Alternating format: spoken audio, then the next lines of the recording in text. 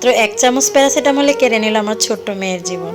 আমি মা হয়ে আমার মেয়ের জীবনটা কেড়ে নিলাম। আমার মতো এমন ভুল কোনো মানুষই করবেন না। রাত তখন ২টা, আমার মেয়ের বয়স ১১ মাস। রাত ২টায় আমার মেয়ের প্রচণ্ড জ্বর, আর আমার স্বামী তখন শহরে থাকে চাকরির জন্য। আমি একা গ্রামে থাকি।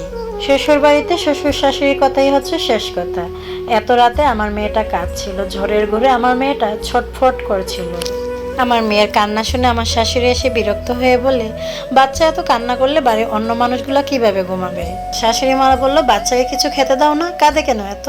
আমি বললাম, মা দেখুন না, আমার মেয়েটার জ্বরে শরীরটা পুড়ে যাচ্ছে। আমার শাশুড়ি বলল, এমন জ্বর সবারই আসে, ওয়েদার বদলাচ্ছে তো তাই।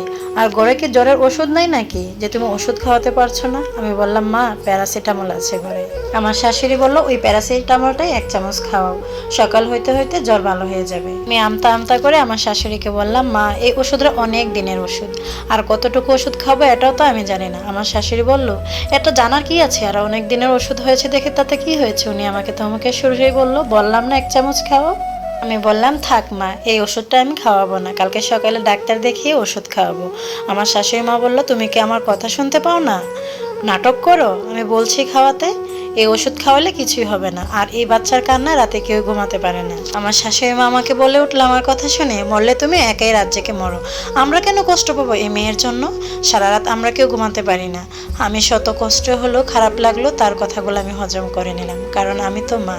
আমার মেয়ের কষ্ট হচ্ছে এটা আমি চোখের সামনে দেখতে পাচ্ছি, কিন্তু আমি অন্যায়ভাবে আমার মেয়েকেই ওষুধটা খাওয়াতে পারি না। আর আমি তো জানিও না যে ওষুধের আজও ভালো আছে কিনা না। গ্রামে কোনো হসপিটালও নেই যে আমার মেয়েকে নিয়ে যাব। আমার মেয়েটা বারবার চিৎকার করতেছিল, আমিও সহ্য করতে পারতেছিলাম না। আমি মেয়েটাকে নিয়ে এদিক ওদিক হাঁটতেছিলাম।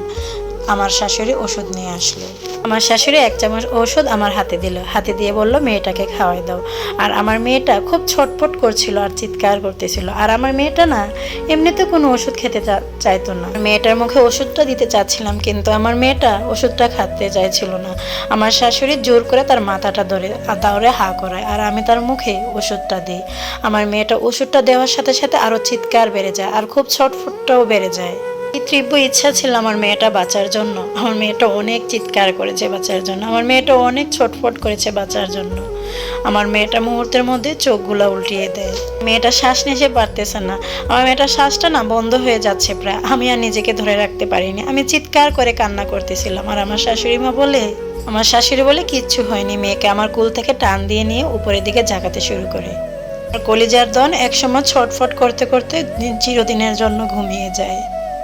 শাশুড়ি বলে, দেখছো বাচ্চাকে কিভাবে ঘুম পাড়াতে হয়?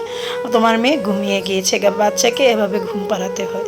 আমি তখনও বিশ্বাস করতে পারছিলাম না যে আমার মেয়েটা আর নেই, আমার মেয়েটা দুনিয়া থেকে চিরদিনের জন্য চলে গিয়েছে। আমি শাশুড়ির কথা শুনে একটু স্বস্তির নিঃশ্বাস ফেলে আমি মেয়ের বিছানাটা রেডি করে আমি শাশুড়ির কোল থেকে আমার মেয়েকে কোলে নিয়ে আমার মেয়েকে যখন বিছানায় শোয়াতে যাব, তখন দেখে আমার মেয়ে নিঃশ্বাস নিচ্ছে না, আমার মেয়ের নিঃশ্বাস নেই।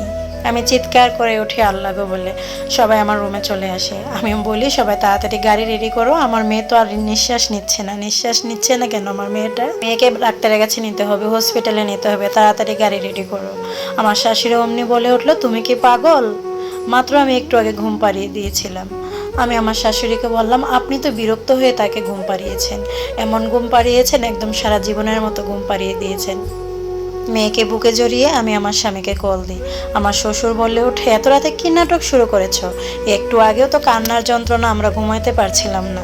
এই ২-৫ মিনিট আর কি হয়ে যাবে তোমার মেয়ের? আমি বললাম, বাবা দেখুন আমার মেয়েটা শ্বাস নিচ্ছে না, দয়া করে একটা গাড়ির ব্যবস্থা করুন। আমার মেয়ের কিছু হলে আমি মরে যাব, আমি নিজে বেঁচে থাকতে পারবো না, দয়া করে একটা গাড়ির ব্যবস্থা করুন। আমার শ্বশুর আমাকে ধমক দিয়ে বলল, এটা ভদ্রলোকের বাড়ির বউয়ের কথায় সংসার চলবে না, তুমি গলা নামিয়ে কথা বলো। আমার শ্বশুর আমার এই কথাটা বলেছিল। এদিকে আমার মেয়ের শরীরটা ঠান্ডা হয়ে যায়। আমি বারবার মেয়েকে বুকে জড়িয়ে আমার স্বামীকে কল দিই, আমার স্বামী কল রিসিভ করছে না।